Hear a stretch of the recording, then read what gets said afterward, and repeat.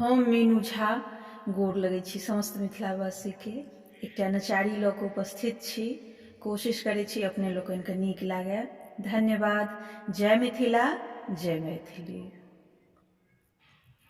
गौरी दुख भोगते भंगिया के संग गौरी जोगिया के संग गौरी दुख भोगती। गौरी दुख भोगते भंगिया के संग गौरी जोगिया के संग गौरी दुख भोगती। गौरी दुख भोगती।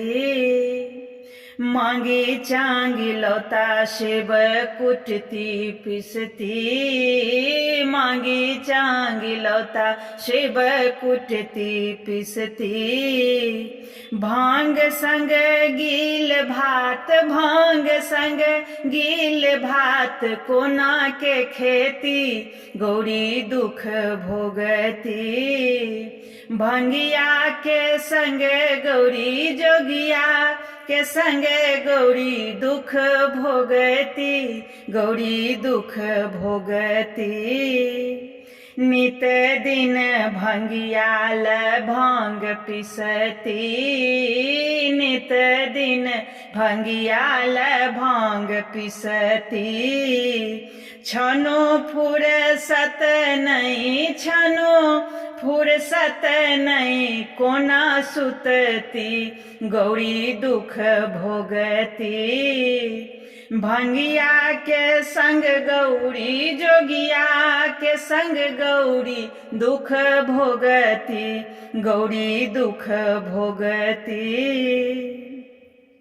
खोजतानी बस हाथ डोरी धरती।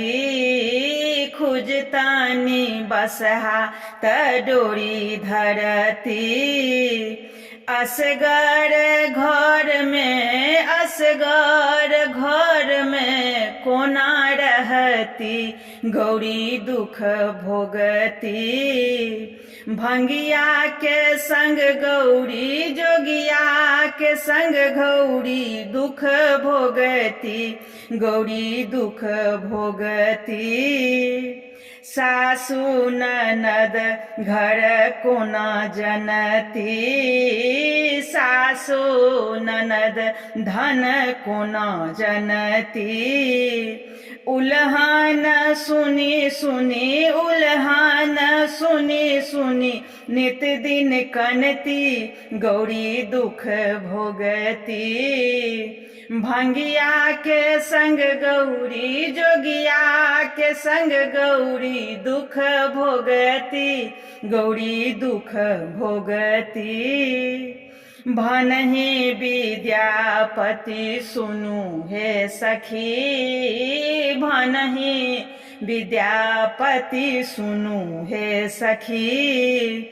बिनु शिव शंकर बिनु शिव शंकर कौन गति। गौरी दुख भगती। जोगिया के संग गौरी भंगिया के संग गौरी दुख भोगती। गौरी दुख भोगती।